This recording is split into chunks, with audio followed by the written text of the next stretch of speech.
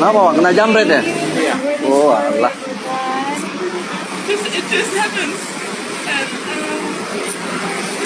Berarti si maling ini sekarang udah nyalinya ini udah besar ya.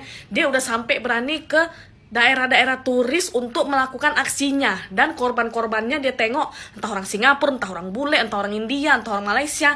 Jadi akan mengenakan cukai RM150,000 bersamaan RM46 ke atas pelancong yang memasuki pulau itu mulai tahun depan. Menteri Pariwisata kita PR-nya banyak banget sih guys. Ini ada kasus terbaru di Pantai Carita.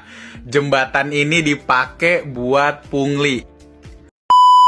Assalamualaikum warahmatullahi wabarakatuh. Rek, jumpa lagi bersama saya Iki. Gimana kabar-kabar saudara-saudara, sahabat-sahabat saya? Semoga kabar kalian selalu baik-baik saja, dilindungi oleh Allah Subhanahu wa taala, dijauhkan dari segala bala musibah dan diberi umur panjang. Amin ya rabbal alamin. Oke, Rek, seperti biasanya Iki akan ngereaction sebuah video yang terjumpa lagi di TikTok, dan di video kali ini Mas Iki sangat kecewakan sekali. Kenapa Mas Iki sangat kecewa? Karena ini merusak wisatawan Indonesia. Baru-baru ini ada viral seorang bule ataupun orang Ahmad Saleh, Mina Saleh yang datang ke Indonesia. Terus beliau ini dijambret, Wah, kasihan sekali ya Mina Salehnya. Buat kalian para pelaku-pelaku yang kayak gini, yang malas bekerja, tolonglah, Indonesia tuh mau maju gimana kalau kalian kayak gini. Jadi wisatawan yang dari luar negeri itu takut gitu loh, yang mau datang ke Indonesia, yang mau melancong ke Indonesia gitu loh. Kalau kelakuan kalian seperti ini, penasaran kan videonya seperti apa, Rek? Jom kita simak bersama-sama. Tapi sebelum simak, jangan lupa dulu dong sokong channel ini dengan cara apa? Subscribe, like, and comment, and share-nya. Oke, apapun deh, komen deh ke bawah. Janji jangan begaduh tahu. Jom kita simak. Kenapa, Pak? Kena jambret ya? Iya. Oh, alah. It just happens. And it's just so here alone in my parents. I'm back home and all this. I'm back home. It's fine. I will manage. It's just... Gak ada yang bantu, Pak? Gak dibawa ke polisi atau gimana? I'm trying to... Oh, juga kawan ya? Oh, gitu ya?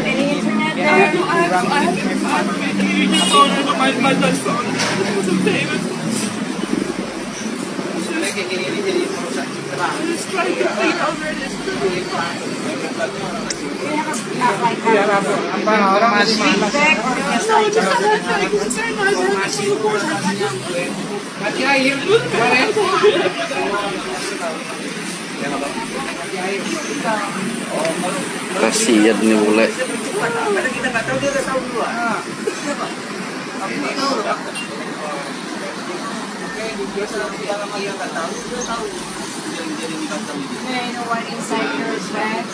My wallets, my credit cards, my driving license, all I covered in my hotel.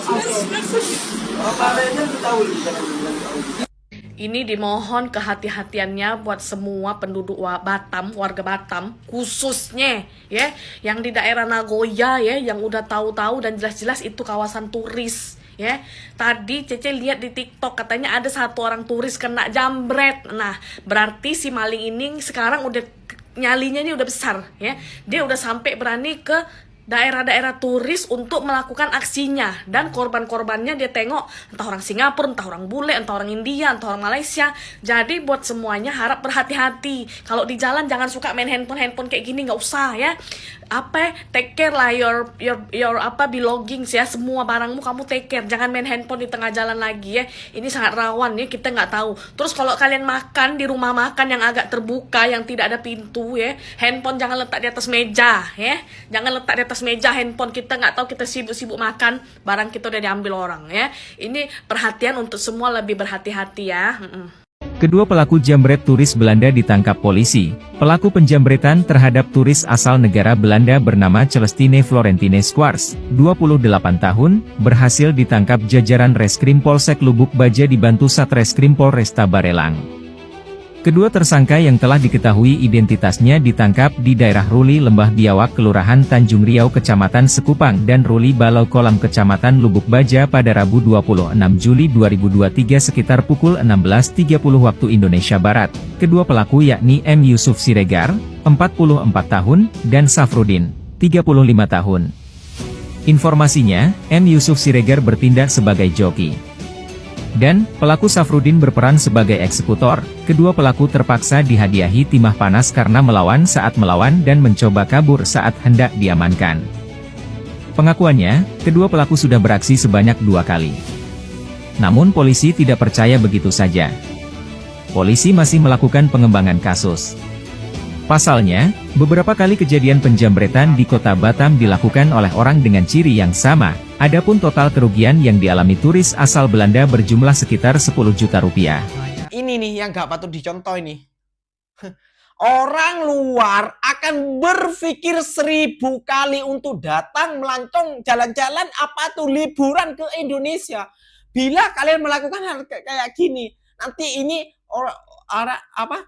Minas Salehnya balik ke kampungnya ataupun ke negerinya, nanti akan menceritakan, oh ini gak aman ke sini nih, nanti amanan ke Malaysia aja. Ini bukan berbanding-bandingkan, tapi kalian sebagai warga Indonesia, ya kalau nggak ada kerjaan, kalau malas kerja, udah nggak ada kerjaan, kalau malas kerja,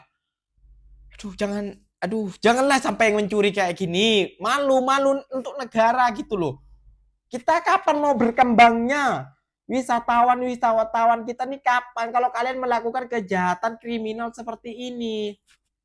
Waduh, sampai tadi mbaknya orang Batam ya mengawasi, awas ya, karena Batam ini ya perbatasan Singapura, Malaysia, mana lagi deh? Gak ada ya. Nah, itulah perbatasan itu. Jadi banyak itu orang Malaysia jalan-jalan ke Batam, terus orang Singapura jalan-jalan ke Batam. Jadi orang tuh berpikir 1000 kali gitu loh, ingin jalan-jalan ke negeri kita gitu loh mas. Aduh, mukanya dah nampak kali dah mukanya itu, muka-muka jahat, muka-muka malas kayak gitu. Astagfirullahaladzim, ya Allah, kayak gitu loh. Jadi gak bisa mencontoh negara Malaysia ataupun Singapura kayak gitu, gak bisa apa.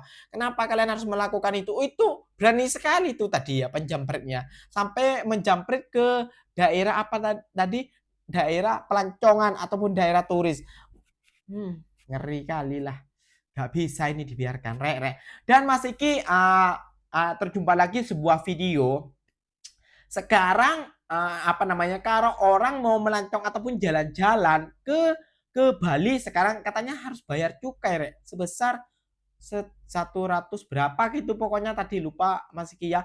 Jom kita simak bersama-sama ini memalukan sekali, ini memalukan tadi orang-orang tua itu. Jadi ya ampun lah. Bali akan mengenakan cukai RM150,000 bersamaan RM46 ke atas pelancong yang memasuki pulau itu mulai tahun depan. Gubernurnya Wayan Koster berkata bayaran yuran untuk pelancong asing hanya dikenakan sekali ketika lawatan mereka ke Bali.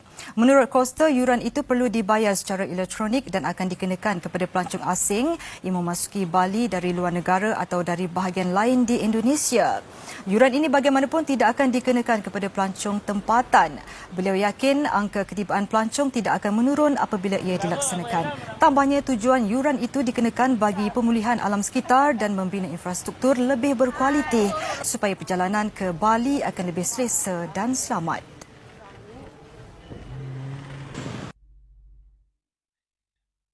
Cukai masuk Bali Dibuat kena mental, turis ini diancam dan didenda imigrasi RI karena paspor kotor. Ayo kita wacotin. Gak pernah disangka berniat pengen liburan happy-happy malah jadi sedih karena berakhir tekor dan trauma. Ini nih yang dirasain sama WNA asal Australia Monique Sutherland dan ibunya sesaat sampai di Bali. Bayangin doi tiba-tiba dibawa sama pihak imigrasi ke ruangan tersembunyi, ditanyain ini dan itu. Terus gelagat staf kelihatan aneh karena keluar masuk ruangan ngobrol pakai bahasa yang gak dimengerti dan ketawa-tawa. Ujung-ujungnya staf ini minta uang $1.500 Australia atau sebesar 15,2 juta rupiah karena kesalahan yang gak masuk akal. itu gara-gara paspor Shutterland kotor. Shutterland jelas nolak bayar, tapi malah diancam lagi bakal dideportasi. Kata si pihak imigrasi, paspor yang kotor ini berarti rusak jadi dianggap bermasalah. Tapi sepulangnya ke Melbourne, Shutterland langsung aduin ini ke pihak keamanan negaranya. Hasilnya paspor yang kotor bukan sebuah pelanggaran. Waduh, gimana nih pihak imigrasi RI? Ada yang mau klarifikasi?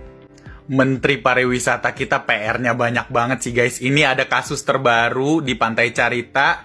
Jembatan ini dipakai buat pungli. Jadi sistem punglinya nih, kalau lu ngelewatin jembatan ini nih, yang konon katanya jembatan, pas abis lo lewat, lu langsung dikeroyokin pemuda-pemuda, dimintain goceng. Gue rasa pemuda-pemuda ini belum pernah dapat korban mama-mama Medan, Minang, Palembang. Yang ada diinjak pala kau, Bang. Buat Pak Sandiaga Uno, kayaknya emang kita harus bikin program pembersihan pungli senegara sih. Yang kayak gini-gini tuh bikin resah para wisatawan soalnya. Dan menurut gue, buat kalian yang pernah kena kayak gini-ginian, tolak aja. Worst thing could happen, lo diapain, dibentak-bentak, ya bentak balik. Kalau menurut gue sih gitu. Kalau misalkan emang mereka sampai nampol atau mengeluarkan senjata tajam, ya udah minta tolong aja sama wisatawan lain gitu. Menurut gue, kitanya juga harus keras sih ngelawan yang kayak gini-gini. Begitu video-video tadi yang Mas Iki persembahkan untuk kalian ya. Sangat Mas Iki nonton sekali, sangat mengecewakan sendiri ya. Banyak pungli ya. Aduh, jadi orang-orang dari negara-negara lain mau melancong ke negara Indonesia itu jadinya apa ya, berpikir 1000 kali sih. Berpikir 1000 kali ataupun takut gitu loh. Gak habis pikir, masikinya kok ada kayak gitu. Tadi dari Australia kena pungli. Aduh, sekarang ya ada jembatan baru lagi viral. Kok banyak macam-macam ya. Masiki juga pening ya. Kita tuh di peringkat berapa gitu tentang wisatawan gitu loh di Asia Tenggara gitu loh. Kita tuh kalah sama Malaysia gitu loh ya.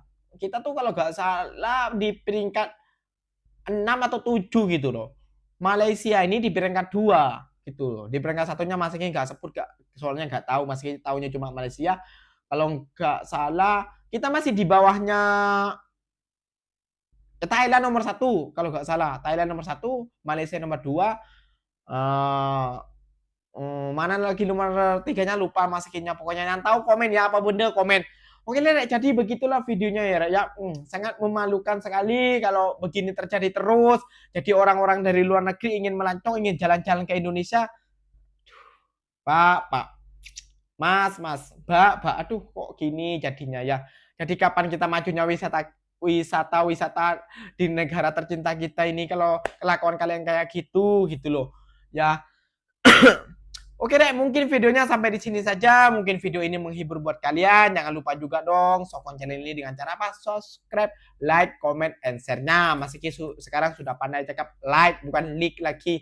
Kadang Mas Ikinya tergelincir ngomong, jadi mohon maaf, oke? Kalau Mas Iki nggak bisa balas di kolom komentar, bukannya sombong, soalnya Mas Iki juga kerja, bukan cuma jadi YouTuber, oke Rek? Oke, wassalamualaikum warahmatullahi wabarakatuh. Jumpa lagi tahu di next video. Bye-bye.